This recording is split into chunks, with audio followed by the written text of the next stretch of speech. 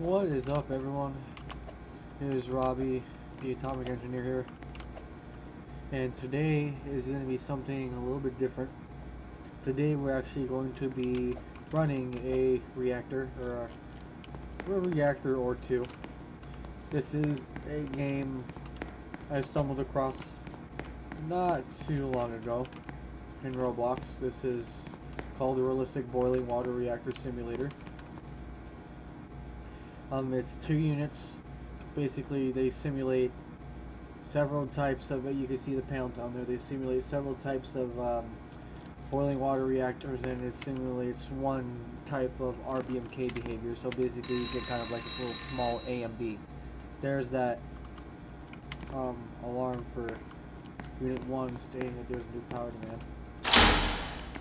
We're gonna check the panel a little bit, and I'm going to show you guys from step by step how to start up the hard one, which is Unit 2. This is Unit 1. We're going to start off on the RCIC. This is the reactor core isolation cooling. This is one of the systems that has helped with saving some of Fukushima's reactors. Basically what these are is to have, say your reactor's running hot, you have to scram it. Say like you lose your feed water or something like that. This is there to, it's a little turbine that's connected off of the steam separator. It's a little secondary isolation valve after the steam relief valve. It's steam driven by the steam inside of the reactor, and it pumps water from the condensated storage tank through the feed water piping and into the reactor, and therefore pumps water into the reactor. If that fails, then there is the low pressure coolant injection, also known as LPCI. So that's all that. This is emergency. This isn't an absolute emergency situation. This is an absolute emergency situation. These are offline core coolant pumps. The game's going to start with these on, or just one of them on. The fuel, iodine, and xenon in the core, it varies based on, I'm not sure. My best guess is that it's randomized. Come over here on the power systems section. This is selective control and reactor control. Basically, this lever moves all of the control rods at once. This is selective control. You can select any kind, any rod within the core that you want. I believe there's 24 of them, 24 or 26 of them here. I think more 24. Select different kinds of little sections, groups. Select groups. This is selective control. I don't usually use this while starting up Unit 1, but you can. You're always going to want to have auto balance on. So, if you're feeling lazy, you can use automatic reactor control to start up for you. Select any power percentage you want and hit start. It will start pulling the control rods out of the core and run it up to that set power for you. This is circulation control. Depending on what reactor model you have selected. Right now I'm going to select RBMK. So we have a little A and B type reactor. So I'm going to give you guys a opportunity here to pause to see the reactor guides, the reactor type guide.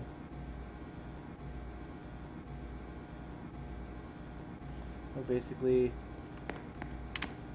the circulation on the reactor is gonna, the behavior of the circulation pumps is going to be based off of this reactor type guide right here that you hopefully paused on.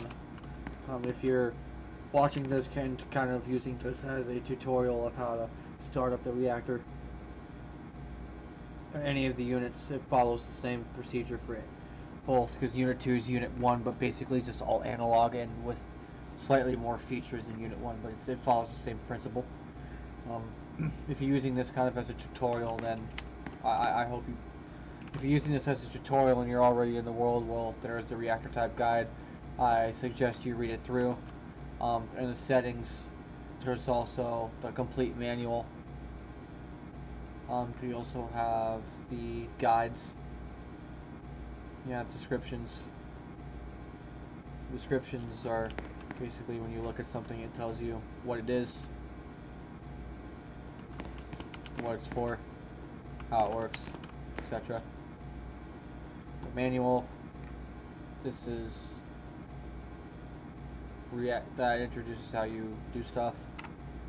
The guide, radioactivity, turbine control room, basically every single thing that you have involved with this. How the heck do I get out of here?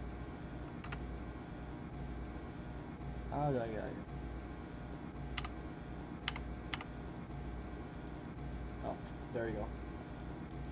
Meltdown effects are obviously not implemented, so manual, that was that. Descriptions, saw that.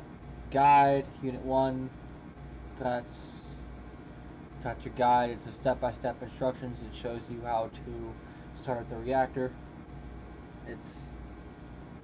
It goes along, so basically if I shut off the offline core coolant pump, it tells me to start the reactor by going over, pressing 5% on the panel, then hitting start. But I'm not going to go through all that with unit 1. Instead I'm going to go through unit 2, so we're going to keep that offline core coolant pump on. Get out of this. Turbine guide, that's different. That's for unit 2 only, as far as I know. There's not any turbine control, realistic turbine control for unit 1. Basically right here, what you see is what you get. Bypass valve, turbine valve, and your start and stop button for the automatic pressure. Basically that puts the turbine on automatic mode. Regulates the power on the turbine as you regulate the power yourself with the reactor, either by the control rods or by the circulation, again depending on, well, either way your circulation is going to affect your reactivity, because in a boiling water reactor, more circulation, you're going to get more reactivity, because that's going to make the water less dense. That introduces cold water into the reactor. It makes the water slightly less dense, and therefore that increases reactivity with the water density. With RBMK reactors, more cooling cuts the steam voids in the core, because that's a graphite moderated reactor. Everyone knows what should happen with Chernobyl at this point. If not, basically Chernobyl's reactors use two types of moderators. They use a reflector and a refractor. The refractor being water. I'm not sure. I forget if they use heavy water or light water. Knowing A and B reactors were a light water graphite reactor, or LWGR, light water graphite reactor. That makes me think that RBMK 1000 models upwards are LWGRs, or light water high power graphite reactor, however the hell you want to put it. They use two types of moderators.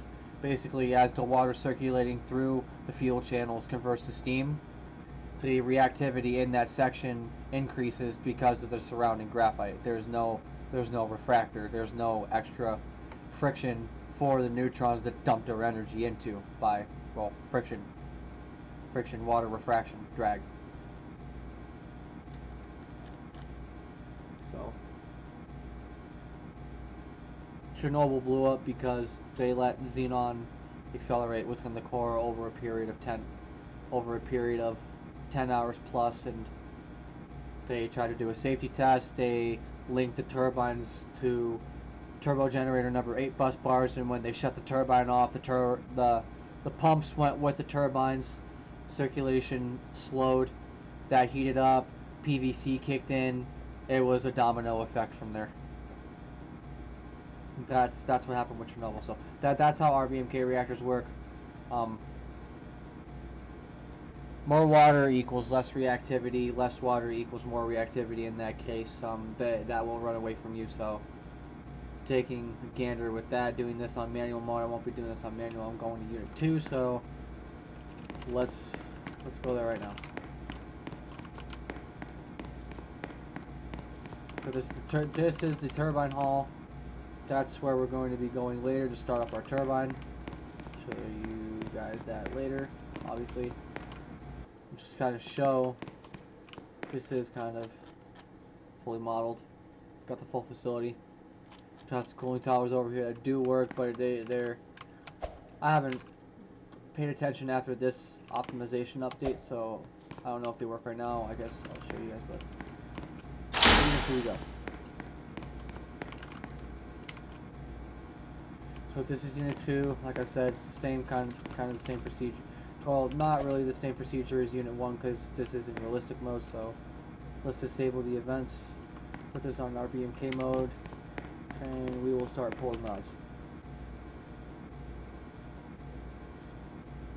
So basically, how this is going to work, you're going to, how I do it, I set this to fast, I set rod speed to fast, I set rod movement to out, and then I press buttons as we go. You're going to see the intermediate power range is going to go up as you pull your rods out. That rod's only going to go so far before it gives you that withdrawal limit, group withdrawal limit on that. It's going to go by sections. It's going to go by sections basically after you withdraw each rod to that percentage. It's going to loop through. It's going to loop through back to this rod right here. And then you're going to withdraw it even further, and then so on and so forth until you get up to 1%. Until you get up to 1% power, and then you run it up to 5% power, and you switch it over to run vice versa. You're running, and then I'll show it all to you guys from there. We're just gonna go ahead and continue withdrawing our rods.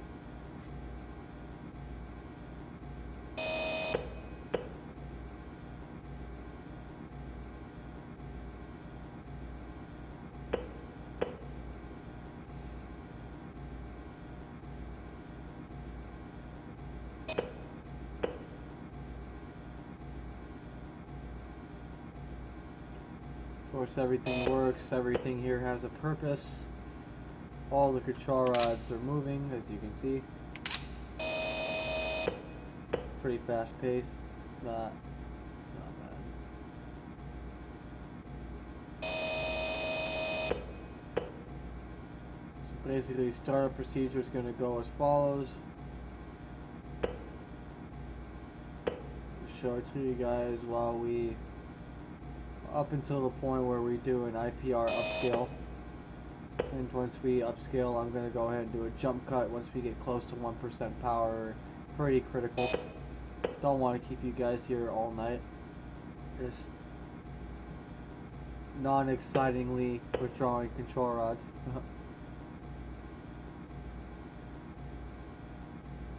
Running up the turbine, honestly, in my opinion, is my favorite part. I love doing that part. It's fun.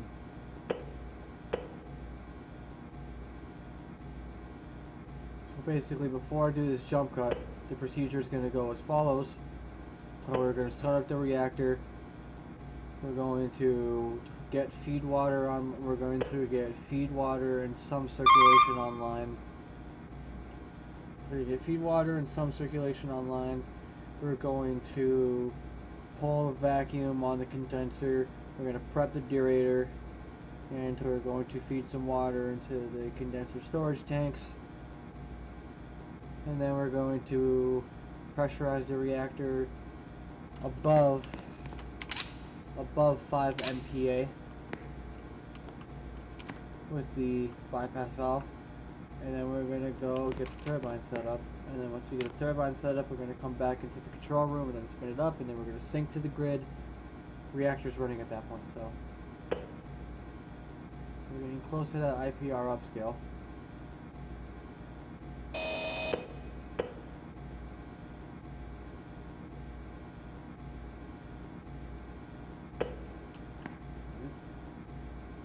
you have it. Upscale. There's that. This is something you can grab. That's IPR. It says at half IPR. So at half, This goes up to all the way up to 8. Right now it's on 2. So there's your power ranges. APRM stands for average power range monitor. IPR stands for intermediate power range. So on there. Read it all. Circulation flow, all that. It's all analog. It's real cool. I love it. But anyway, we're gonna go ahead and do this jump cut now.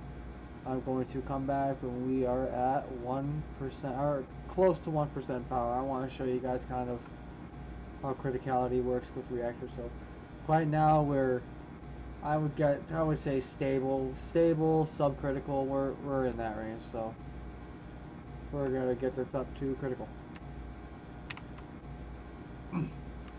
Okay, so we're back. We are really close to critical now.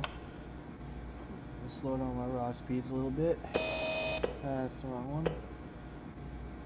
So you can see the reactor period, we're in a period of less than 200 seconds.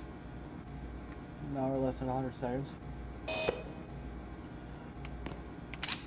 So you can see no rods are moving at all. That power is going up by itself. It is super critical.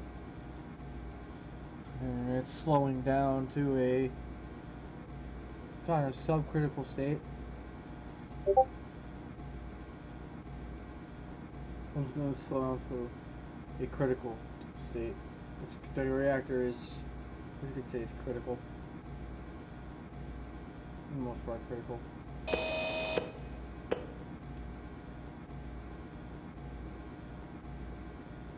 Getting there.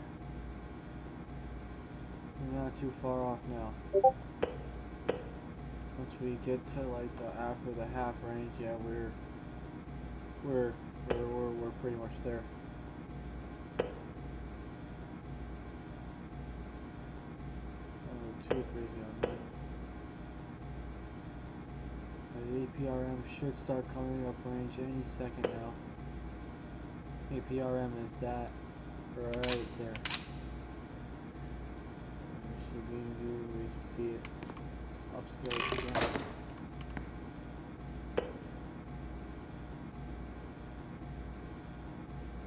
Yeah. How much 6 was? Okay, so 6 is 1%. So we're getting really close to it now. Speed up those rods. Just going somewhere here. We don't want to go less than 33, then less than 30 seconds because we'll get a period alarm. If we go less than 20 seconds, we'll get a period scram. And then you can see that's going real quick. Going real quick. There we are, we're at 1. Now we're running up to 5% power. Could hold it at 1 while I set everything up, but I ain't trying to. Now we're going to smart.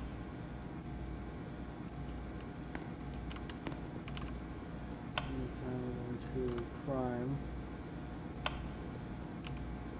Recirculation 0.1.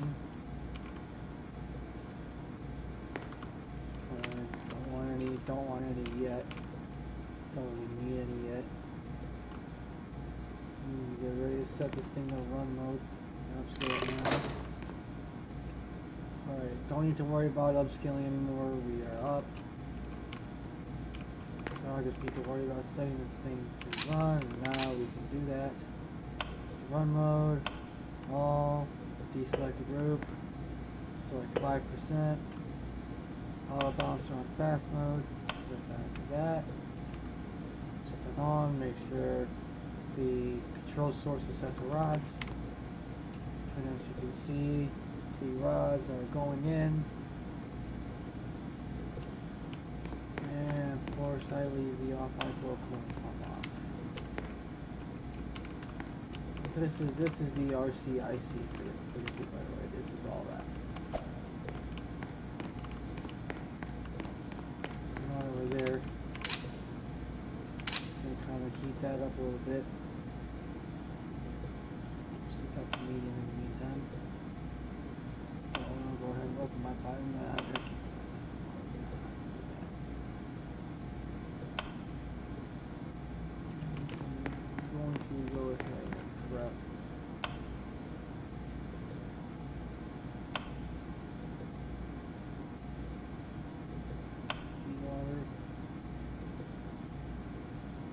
feed water's ready. Condenser is ready. That scared the shit out of me. Polisher is ready. Preheater should be good. Water temp's going up very slowly. High pressure feed water heaters high pressure feed water heaters flow going up.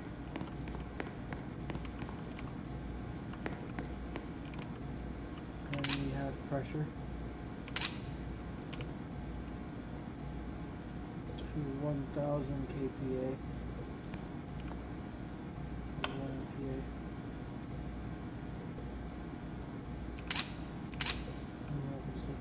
And now we pressurize.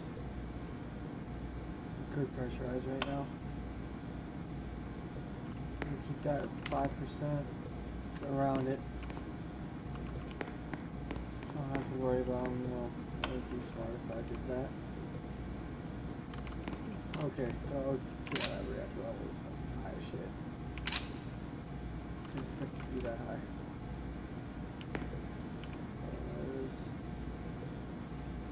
Well, draining the hot well, so I mean it's doing something. That's fine.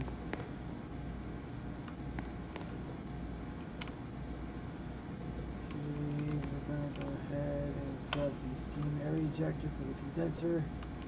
Don't need to worry about none of this. The reactor levels, all of this stuff is set to 0. It's gonna do its best to hold it at that.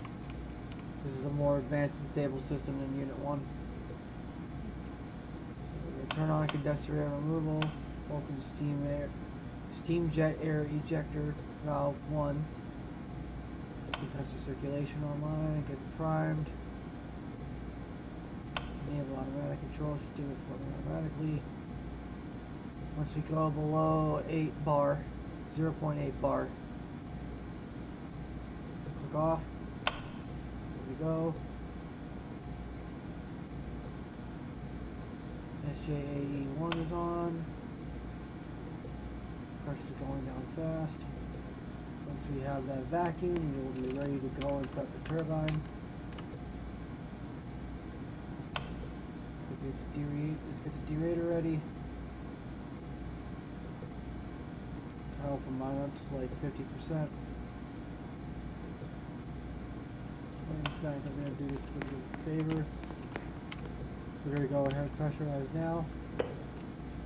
We'll run the reactor up to 10%. Watch all the fuel assembly temperatures go up. Slow, but they're going up.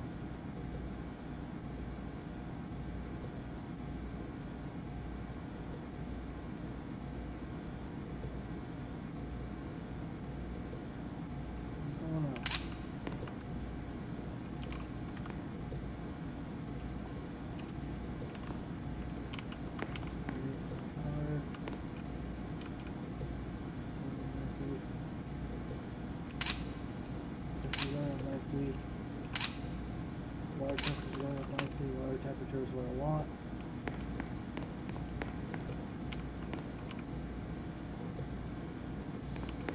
Good. I don't know what's going on there.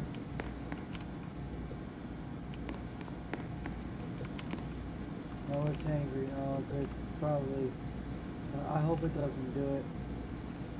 Might do it to me anyway. If it does do it, it's fine. All I gotta do is get the turbine prep to turning gear and it'll stop. I'm gonna take a gander, I guess.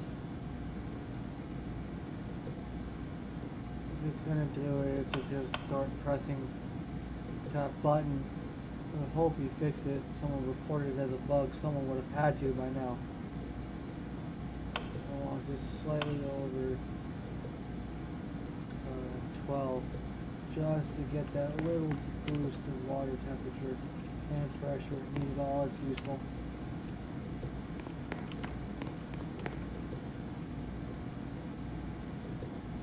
So more into the Deaerator.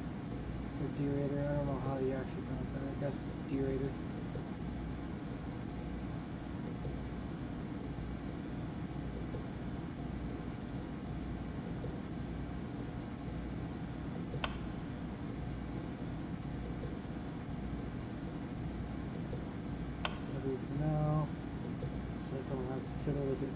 at higher powers.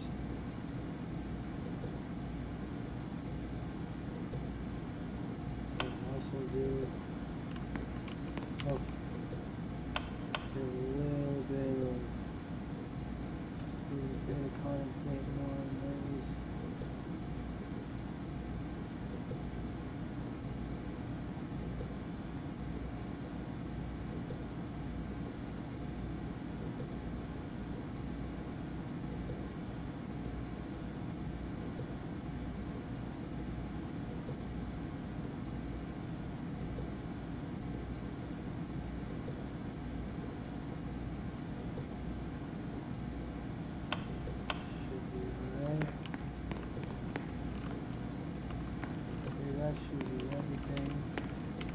Vacuum on the condenser, Deaerator is good. Feed water temperature is fine. Reactor temperature is fine. We are seeing feed water flow. We're seeing condenser flow. That's good. 12% power. That is all good. Just gonna get just a little bit of recirculation. Just a little bit. We don't need too much.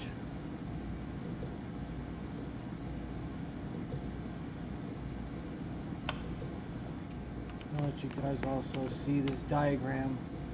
Pause that. That is pretty much the complete system right there.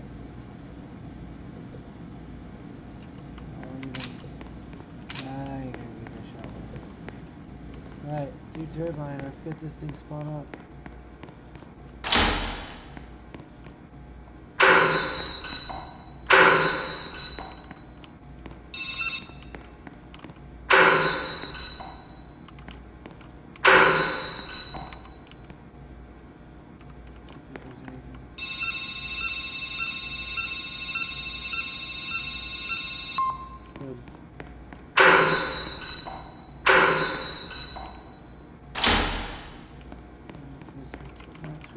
So here's the turbines.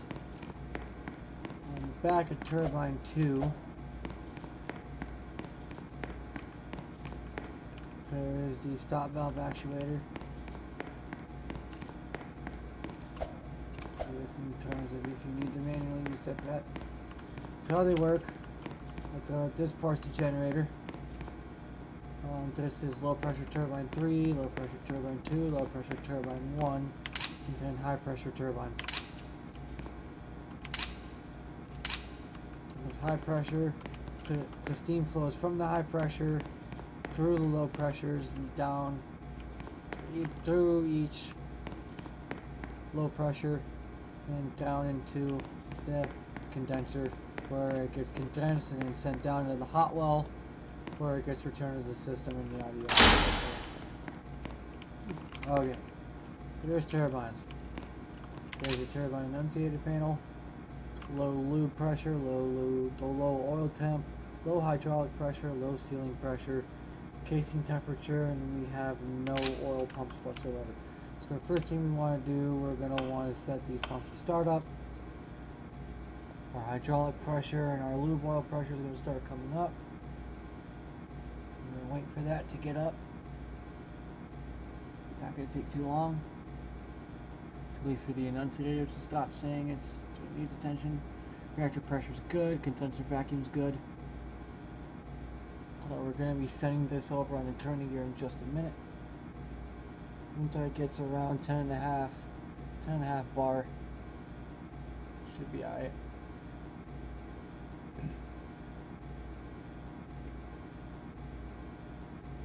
Okay, so there's that. Now it's time to leave. Now we start the turning gear. That's that, lube pressure. Okay, so we preheat our oil. We preheat our oil for not that, that's not wrong. We preheat our oil to just over 40 C, 44, 50 C, it's okay. Heat the oil.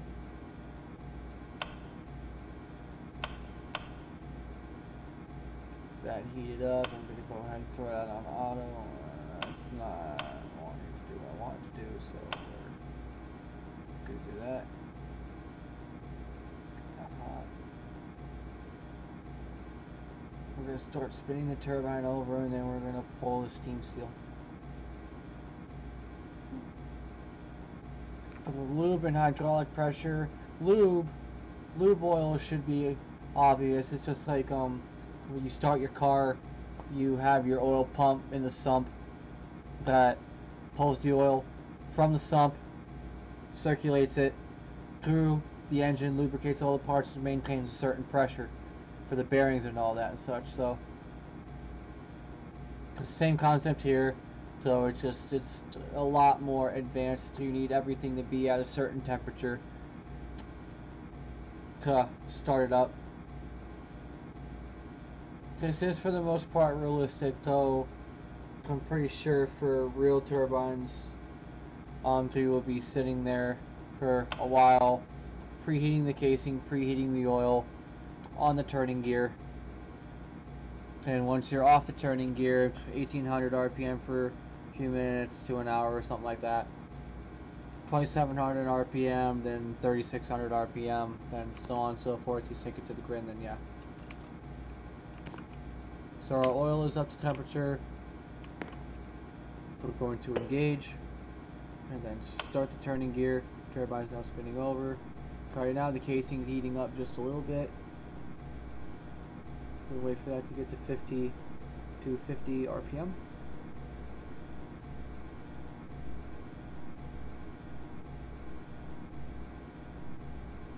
Getting there. Oil should be hot. Oh yeah, it's gonna fluctuate just a little bit. That's right. The automatic systems are gonna compensate for that.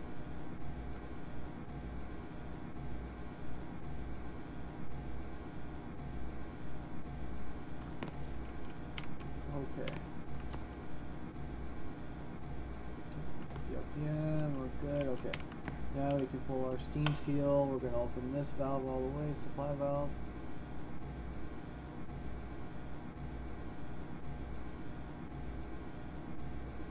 Steam seal. Okay, so lube oil, that's to lube the bearings of the turbine and all of its hardware. Hydraulic oil, that's for the valves, other hardware on the turbine. Probably inlet outlet valves, turbine stop valves, turbine stop valve actuators, stuff like that.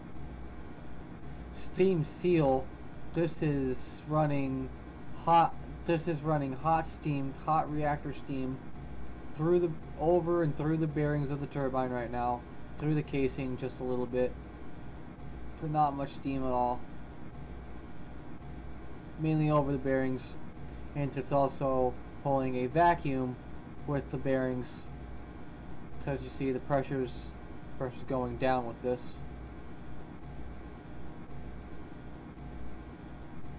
Steam seal ensures no cold air gets in from the outside, and then it touches the turbine blades, and then it lowers your efficiency and it damages the turbine. So bad steam seal is indicated by steam leaking out of the turbine steam seal bearing crevices, which would literally be the gaps in the turbines. So there's steam seal. Steam seal's up.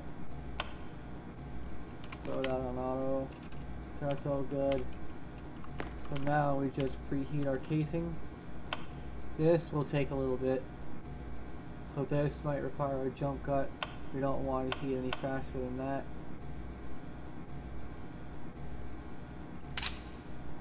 So once our casing temperature gets to 270, around that, I'll jump back.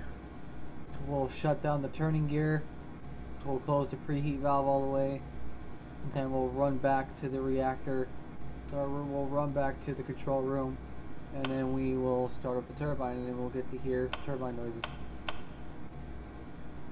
I'm going to pause here, Be back when we're up to temperature. Alright, we're getting close.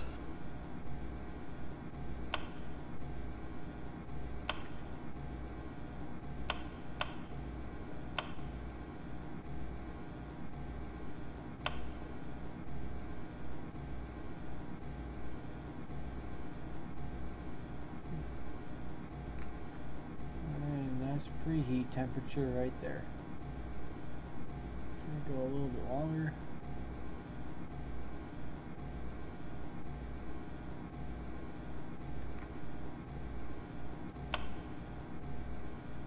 Alright, time to shut down that preheat valve.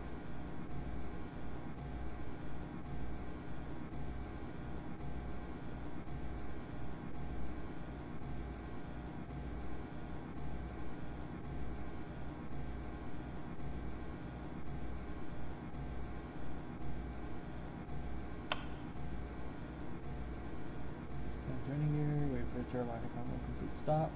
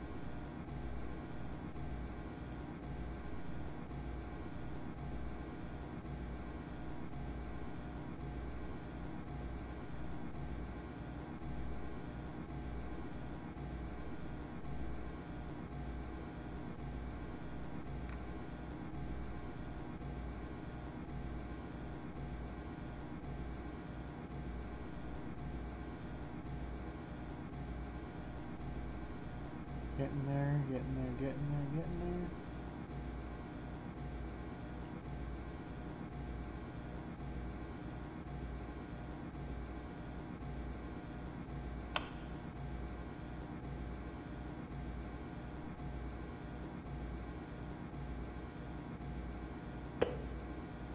Alright, let's run up to the control room we go.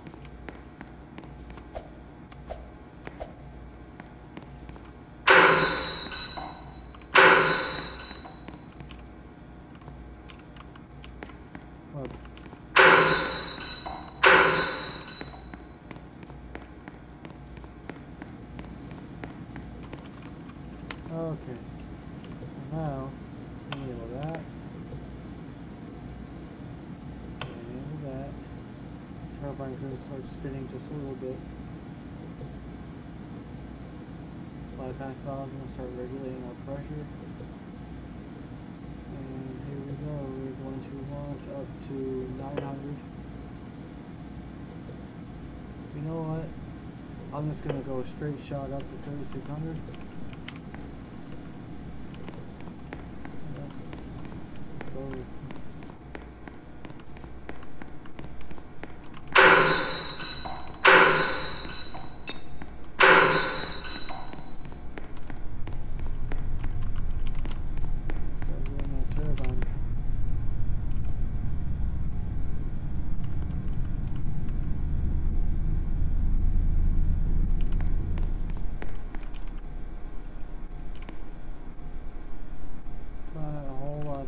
Stuff is gonna happen. I mean, that stuff is gonna do its stuff. That's gonna show us steam flows, rotation speeds. That one ain't working still. That was up to 900. 1800. We shut off the hydraulic pumps because at that point they will be self-sustaining. The hydraulic, the oil will be self-sustaining. It can self-sustain its own oil. We're just waiting for that RPM to come up. 900.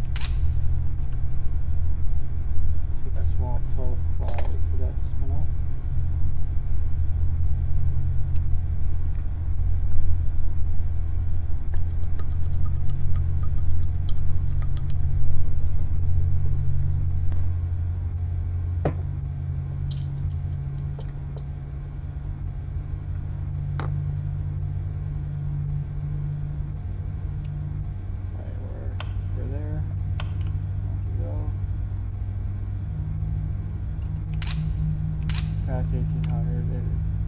Pressure should hold. Oh yeah, it's gonna hold. I can see it. It's gonna hold fine. Yeah, it's gonna hold fine. It's not.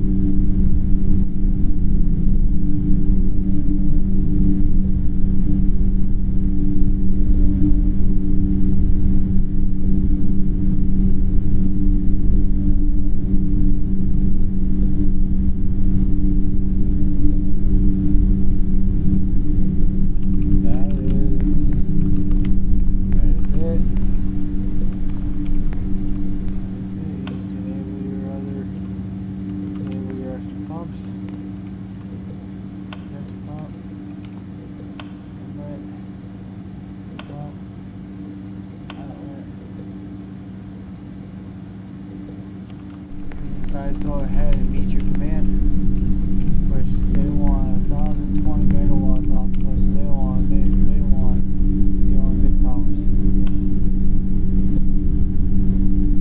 So I guess I'll take you guys up to the command.